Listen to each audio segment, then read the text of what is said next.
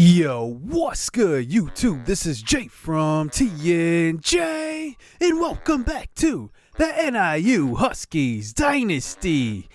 Now, we are really sitting here ugly on the season, 1-5 as we hit the midway point of the season, 0-1 in conference play so far, 0-2 I should say, and we're looking to get our first win in conference play this episode versus Miami. Now, let's just talk about recruiting first, and this is the most important part of really this season because right now our season is probably lost at a one-win season. We do have a couple of key pieces that we're looking to add to the future of this squad. The first really is Ryan Gilmore. I really like him. He is 5'11". He can run. He can throw the ball. Honestly, with strength and accuracy, it's not elite, but it's very, very good. I think he could be possibly an upgrade from what we have at quarterback right now. So we are going to kind of pitch to him everything that we can. What he likes most is proximity to home. We just unlocked coach experience. That's very high, so we will pitch that as well. And it looks like our call today is going very well. He eventually gets bored at the end of the call, so we decide to hang up with him, let him chill out a little bit. We are first on his big board, I guess. Then there's Freddie Ferguson, a very good route running receiver. Now, I like him a lot because I think that he is going to be a very good player for us in the slot in my estimation. I think that's what he's going to come in as be. He's 6 foot. He's kind of, slimmer, 174, but his playing time is at an A+. It's above average for him. Proximity to home is A+. We should have him in the bag. We need to close the deal with him.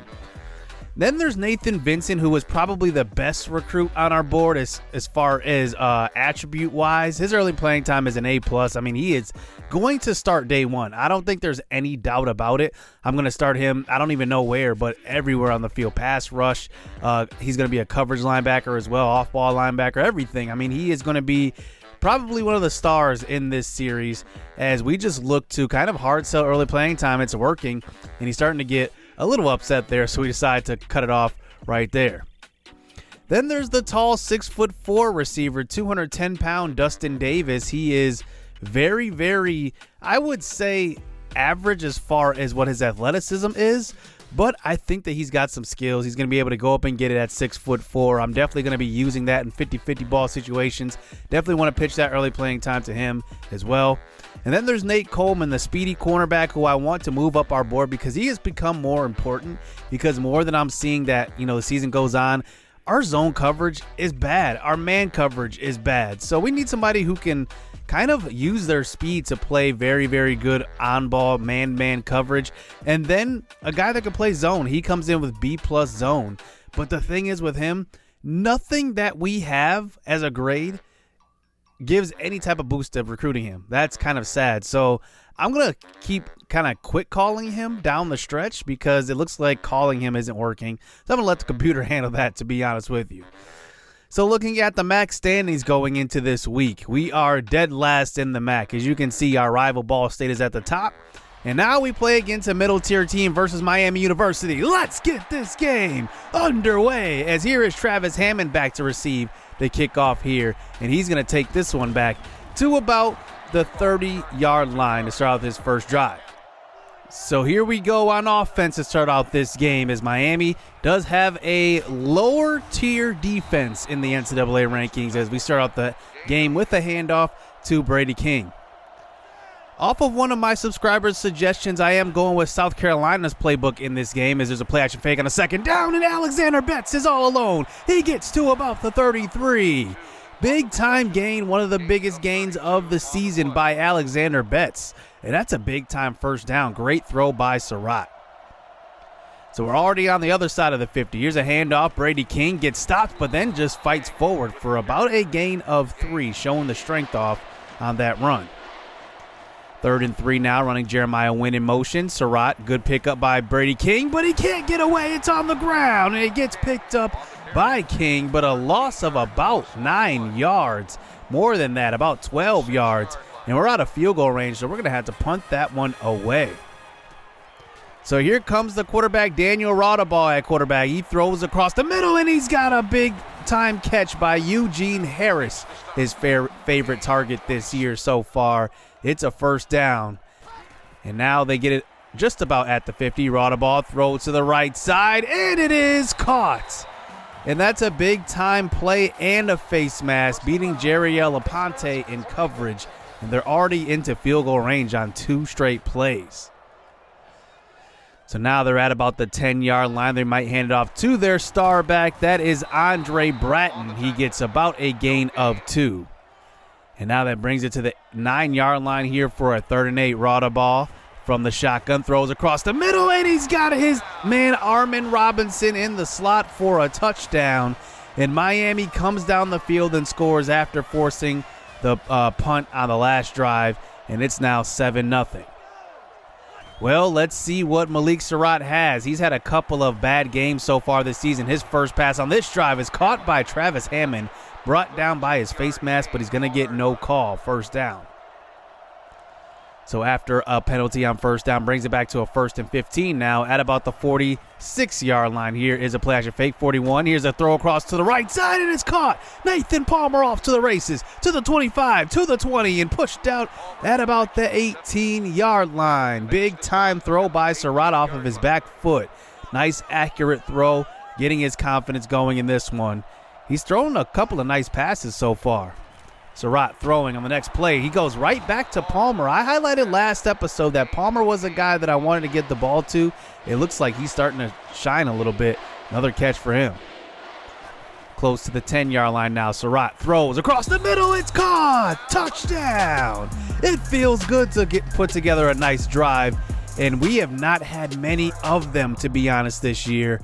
Maybe the second half of the season will be different. Handoff on the next drive to start it out for Miami's offense, and that will be a stop in the backfield, trying to get the ball to Andre Bratton, who leads them in rushing. And now that brings it to a 3rd and 11. Raw ball under pressure. We get to him, and it's hit in the air, and it's picked off. That is going to be Kaufman to the 15, the 10, the 5. Touchdown, Jake Kaufman. Wow, the pressure came off of the edge, and we got to him. That is Sean Evans, the freshman, who got in there. And then Kaufman is right there, perfect place for the perfect timing on that. And that's going to be a 14-7 lead here for NIU.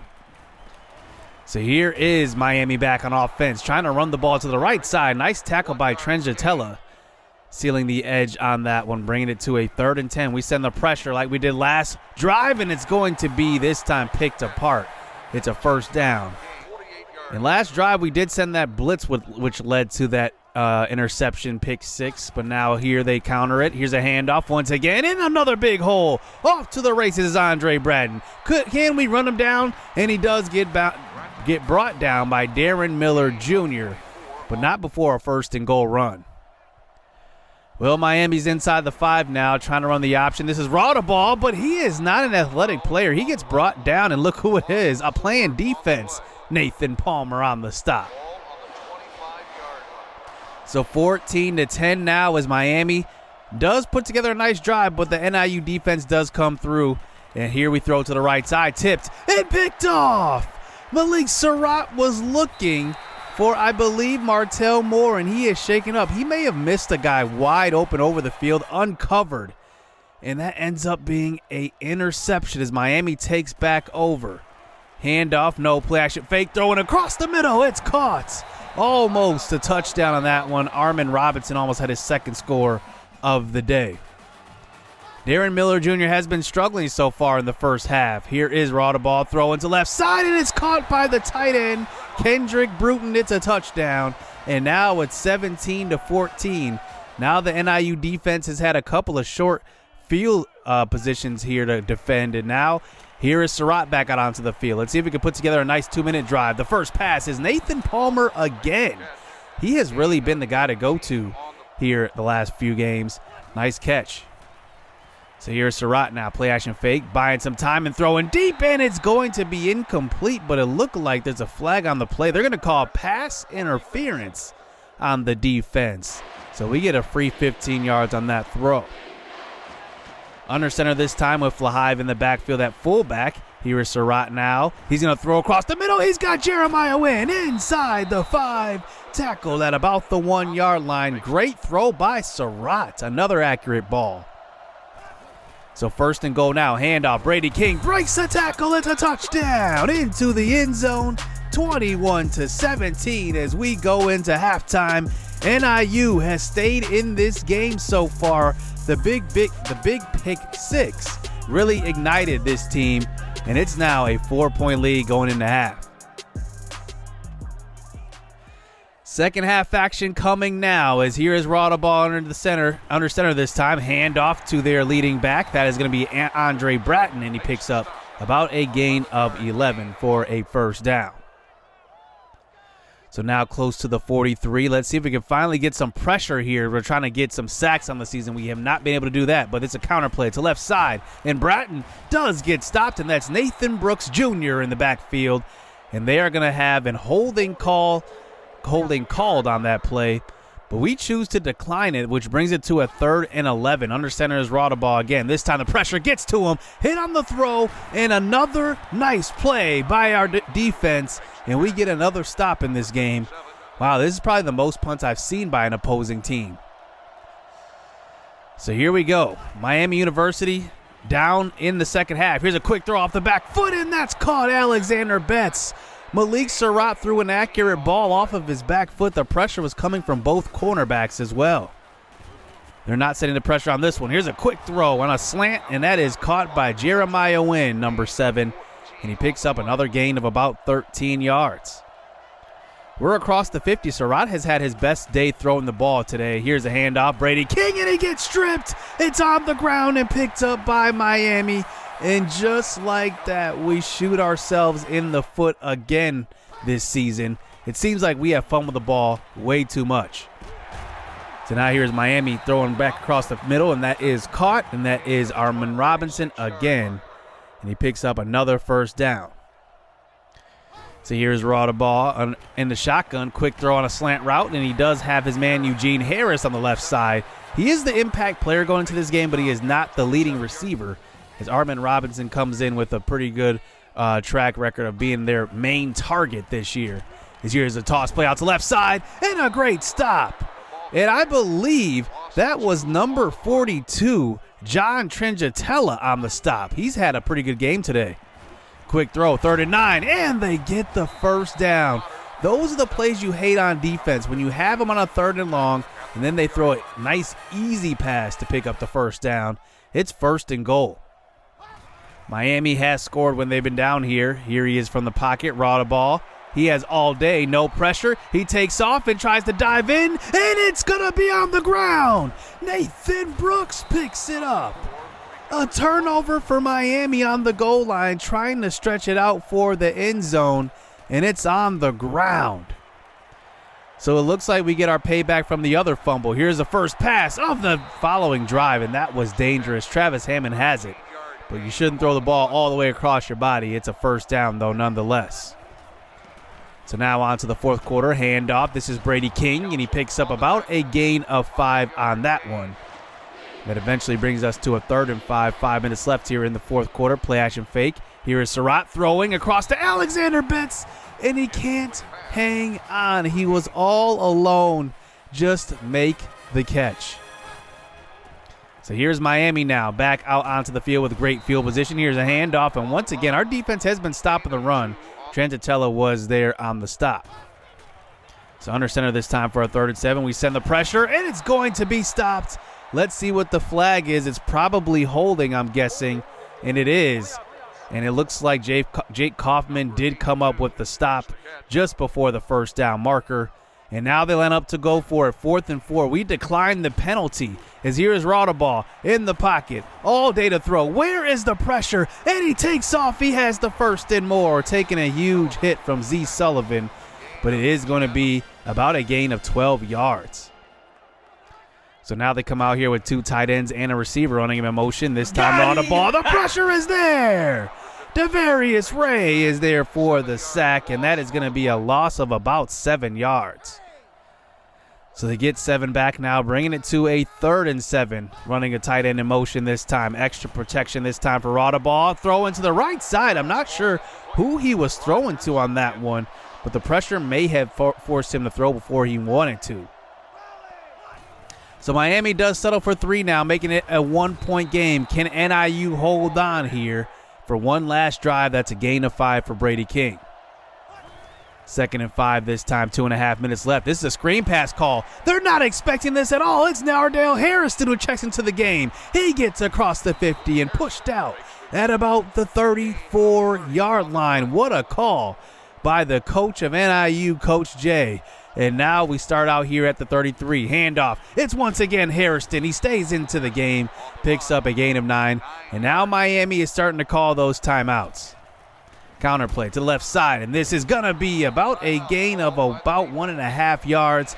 Brady King comes up with another first down.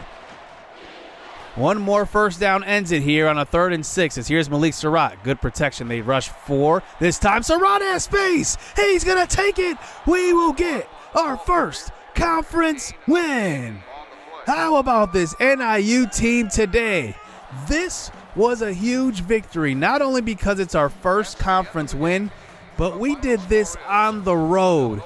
21-20, NIU comes up with their first defensive touchdown of the season. We have a clean game throwing the ball except for one pass. We didn't run the ball as efficiently as we wanted to, but nonetheless, I'm proud of these guys finally getting a win. This feels good. It puts life back into this series, I think. And what a play by a guy that I never expected to have a pick six, Jake Kaufman. He was there in coverage. Surratt went 16 of 21 today, 267, a touchdown and a interception, but still very, very good game from him. Brady King only ran for 41 yards. You know, Nardale Harrison, we're going to have to get him the ball some more. He had a big screen pass at the end of that game on that last drive, 31 yards on that scamper. Alexander Betts did have a touchdown catch, but that 3rd down grab that he dropped, those are catches that you got to have. And if he wants to stick in the starting lineup, he's definitely going to have to hold on to the ball. Devarius Benjamin Ray did have a sack. Man, when's the last time we had a sack, to be honest with you? Desmond Roach had a good game. He had 7 tackles, 2 for loss. Z Sullivan had 12 tackles. I'm not sure if that's a good thing. I don't know if a lot of those were in the backfield. And then a lot of other guys had good games. Kaufman did. Trent Jatella had a good game. And Benjamin Ray also had a very good game as well. Raw ball did go 16 of 19, 2 touchdowns, 1 interception. But we did end up stopping him when it mattered most. Andre Bratton ran for 73 yards. And then Bruton and Robinson both scored. They had 3 receivers with 4 receptions or more. So it feels good to get our first conference win as we move on to next week. And Ball State actually did lose. So our rival in this series, they are 6-2 so far this season, but they did get a conference loss. So that means that we are just 1 loss away from being in first place. That's kind of funny. And just looking at, the rest of the conference here are the conference leaders in passing. Let's see if any of you guys recognize some of these old names. As one name I do want to highlight who is here in this conference is Antonio Brown. He is a receiver for Central Michigan in this game. Andre Bratton is top 4 in rushing. Jarvis is leading. He's the only 1,000-yard rusher in the conference so far. And just looking at where we're at, Brady King, 365, not even close, 5 touchdowns. He's not a guy that's going to be a game breaker anyway. He's more of a power back. And here's Antonio Brown, number 27 on the Central Michigan. He is 2nd in the conference in yards and 2nd in touchdowns with 8. And looking at where we're at, we're not even close to the top at all. And Jeremiah Wynn and really Alexander Betts are the only 2 guys that have been close. Nathan Palmer might catch one of those 2, though, this season. He's been very, very good. And then with tackles as well, we're not up there. Our defense is okay, not great, not good, to be honest with you. We're just below average a little bit. Mefti Masid and Nathan Brooks are our top 2 tacklers on the season. So that's going to do it here in this episode. Next episode, we will have a doubleheader heading into that Ball State matchup because that is a big one. It's our rival, obviously. And we'll see if we can continue this winning. I'm not sure if we can, but a thriller here, 21-20. Let's see if we can keep it going. Hit subscribe. Hit that like button. I can't talk today. Stay tuned. Let's get it. Let's go. I'm about my pledge. I'm decked up on blue bills, and I won't stop until the cash pit look like fall leaves in the backfield. Tell her out of my face if she coming with that bull. Quick to save my peace. I'm so after school special. She brainy, but them jeans looking like